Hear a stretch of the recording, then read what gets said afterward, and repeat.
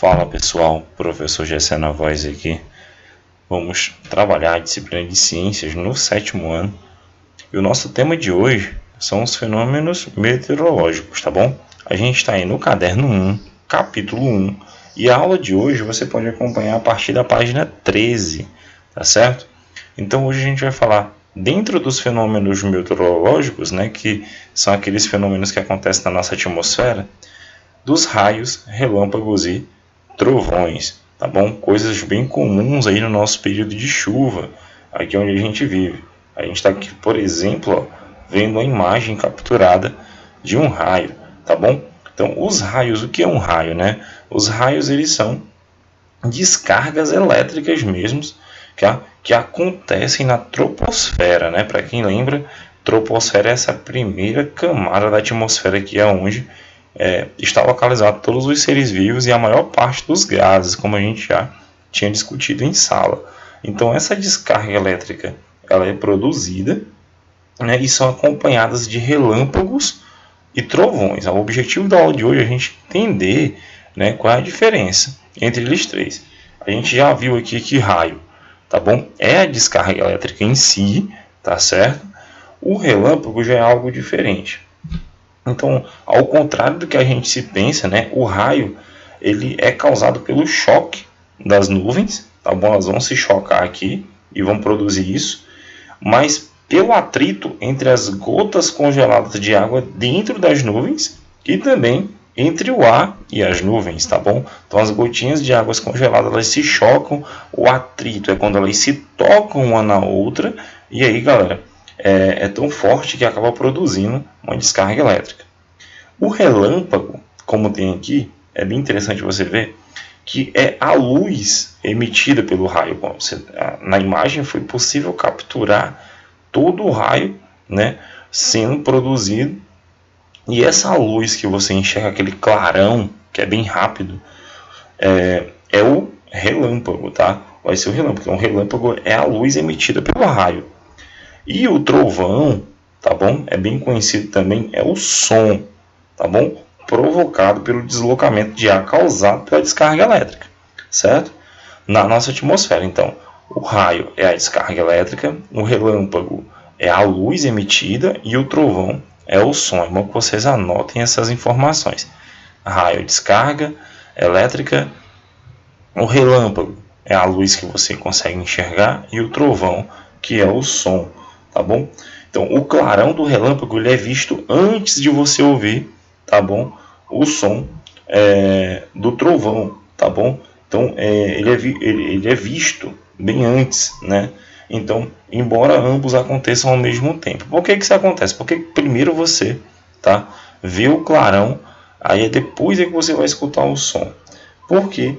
Tá certo, galera? Isso é bem importante. Isso porque a velocidade da luz ela é muito maior do que a velocidade do som. Então você vai ver primeiro o relâmpago, justamente porque a velocidade da luz é absurdamente grande. Você vê o clarão. Logo depois é que você vai ver o trovão, porque a velocidade do som é um pouquinho menor, tá bom? Assim, né, quando escutamos o som do trovão, o pior já passou. Se você está escutando o trovão, é porque o relâmpago já caiu, a descarga elétrica já caiu aqui na nossa atmosfera, né? Então ele fala aqui, né, raio sobre a cidade de Ribeirão Preto, em São Paulo. O Brasil é campeão mundial em incidências de raio. O verão, né, a época de maior incidência do fenômeno, né? Pra gente aqui o verão é quando tem aquele solzão, né, galera? Mas não, o verão é o período de chuva, tá bom? E aí é o período que tem maior produção de raios. Isso aí pode ser perigoso, né? Se você estiver exposto, uma descarga elétrica pode atingir uma pessoa. Então, uma das explicações que tem que ficar na cabecinha de vocês é que o relâmpago é visto primeiro, tá? O trovão é escutado depois por conta da diferença da velocidade da luz e do som, tá bom? A velocidade da luz é absurdamente grande, a do som é bem menorzinha, tá bom? Então, vamos colocar aqui um dado importante para vocês. Um dado bem importante é esse, né, que a velocidade da luz, que é representada pelo relâmpago, é de 300 milhões de metros por segundo. É muito grande. A de um trovão que é a velocidade do som, tá bom? É de aproximadamente 340 metros por segundo. Então é um número muito diferente um do outro. Por isso que a gente tem aí essa diferença, né? A gente consegue enxergar um primeiro e depois escutar, tá bom? Então vamos prosseguir aqui. Ainda hoje vamos falar sobre pressão atmosférica, tranquilo? Então a pressão atmosférica, tá bom? Ela está relacionada à força, tá? Que o ar atmosférico faz sobre nossas cabeças, né? Sobre as pessoas, sobre os objetos. Então veja bem aqui no esquema, tá? Então a gente, ao mergulhar no mar, por exemplo, ao mesmo em uma piscina, é fácil perceber que quanto mais fundo você desce, né, maior é a pressão, maior é a força. Você sente isso nos seus ouvidos. Ela começa a pressionar, tá, as paredes do seu ouvido e você sente aquela sensação ruim. Então, apesar de ser, né, um meio muito menos denso do que a água, o ar também exerce pressão sobre o corpo, tá, sobre todos os corpos e tudo o mais que nos rodeia. Então imagine essa coluna roxinha aqui como uma coluna de ar. E aqui a gente tem a cidade de São Paulo, né, a 750 metros de altitude, e a cidade de Santos, que fica a nível do mar.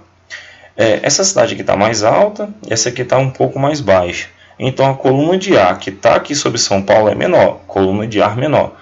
E a coluna que está sobre Santos é a coluna de ar maior. Aqui é de forma arbitrária, tá, galera? Essa coluna de ar está em cima de todos nós. Essa coluna de ar, ela faz uma força em cima dos objetos, em cima dos corpos. E essa força é chamada de pressão atmosférica, que é a força aplicada pela coluna de ar. Então, quem está aqui em São Paulo recebe uma coluna de ar menor. Quem está aqui em Santos, em cidades mais baixas, tem uma coluna de ar maior. Então a pressão aqui, ó, maior a pressão atmosférica. Aqui em cima eu vou ter uma pressão atmosférica um pouquinho menor, tá bom? Então quanto mais alto você tiver, menor vai ser a pressão. Quanto mais baixo você tiver, maior vai ser a pressão. Imagine que um mergulhador está aqui na água, né, aqui embaixo, além da coluna de ar, ele também vai ter uma coluna de água. Então isso é bem interessante. A pressão atmosférica, ela é exercida sobre todos os corpos, tá? Ela é tanto mais intensa quanto maior for a coluna de ar sobre nossas cabeças. Então dessa forma, né, quem está lá no alto da montanha se sujeita a uma pressão atmosférica menor. Quem está a nível do mar tem uma pressão atmosférica um pouquinho maior. Tranquilo? Então, a gente pode perceber aqui um simples experimento, ó, que foi calculado, tá, para a gente perceber qual era a pressão ao nível do mar. Teve um cientista italiano chamado Evangelista Torricelli. Ele determinou a intensidade da pressão atmosférica, tá, por meio de um experimento. Né? Ele colocou ali um tubo de 1 metro de altura, como vocês estão vendo aqui, ó, tá certo? Cheio de um material chamado mercúrio, é um elemento químico. E uma bacia também repleta do mesmo líquido. Tá? Ele colocou aqui uma bacia cheia de mercúrio, colocou a coluna e virou essa coluna aqui em cima dessa bacia.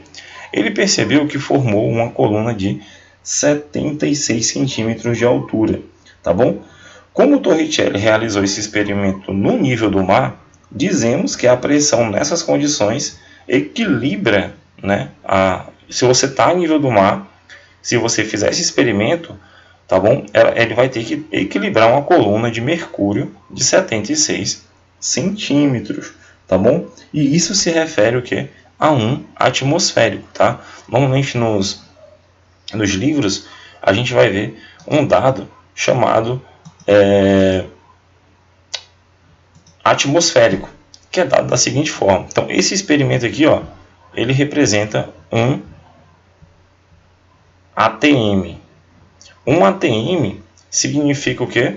Que você está a nível do mar. Então, toda vez que você ouvir falar, a pessoa está a nível do mar, ela está a um ATM.